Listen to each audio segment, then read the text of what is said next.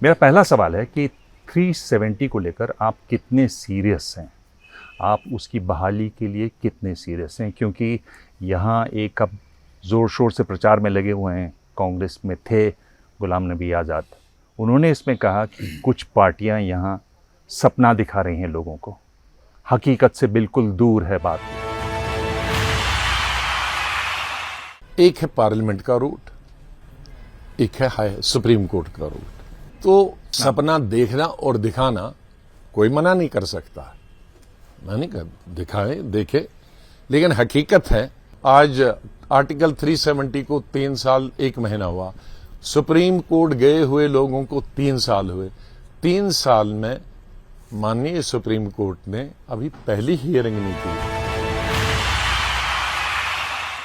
देखिए, पहले तो आज़ाद साहब स्पष्ट करें वो कौन सी पार्टियां हैं जो लोगों को सपना दिखा रहे हैं।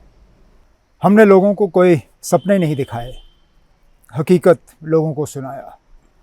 हमने कभी ये नहीं कहा कि मौजूदा हुकूमत से हम उम्मीद रखते हैं कि हमें 370 वापस मिलेगा।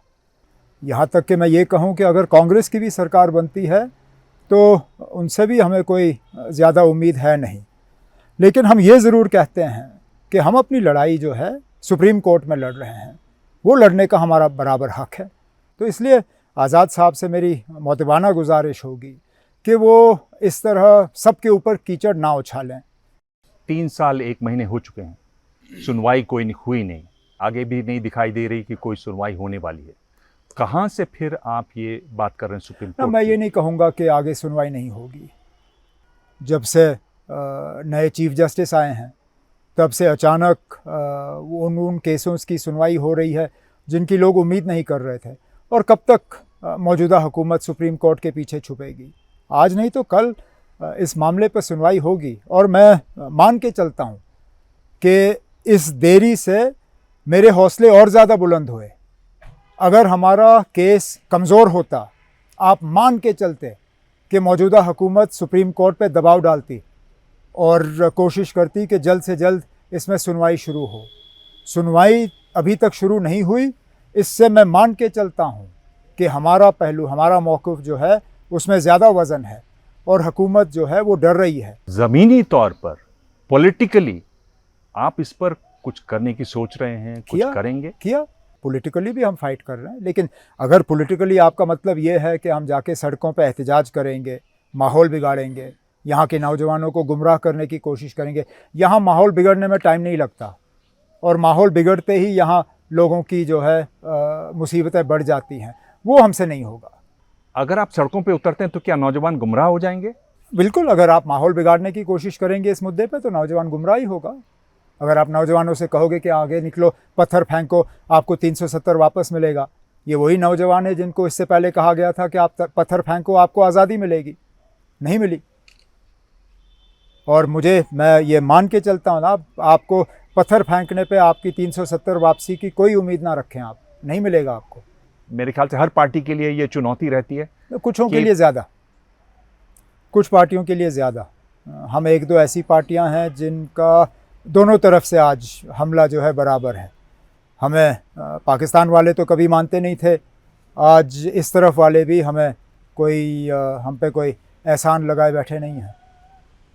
जब आप कहते हैं पाकिस्तान वाले हमें मानते नहीं थे, तो आप क्या कहना चाह रहे हैं?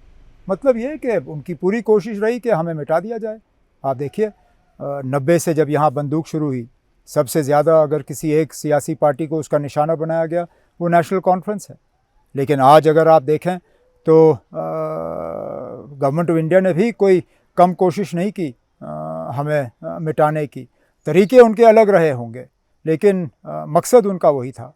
क्या इलेक्शंस को नज़र में रख के ये लोगों को बताया जा रहा है कि 370 वापस आएगा, कि क्या आपको सच में उम्मीद है कि 370 आप वापस लाने में कामयाब होंगे? अब मैं धोखे की सियासत नहीं करता हूँ। हमने कभी लोगों को ये नहीं कहा कि हम जनाब मोदी साहब से ये वापस हासिल करेंगे या पार्लियामेंट के रूट से हासिल करेंगे।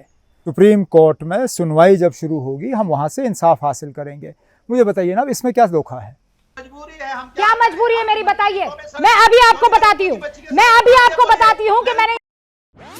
ओए होए होए होए होए, नमकीन के चटकारे लेते हुए टकटकी मार के डिबेट शो को पॉज रिपीट कर करके देख रहे हैं जोगिंदर जी। इनकी तरह आप भी देखें अपनी फेवरेट डिबेट्स को रिपीट कर और डाउनलोड कीजिए एबीपी लाइव ऐप अपने स्मार्ट टीवी पर।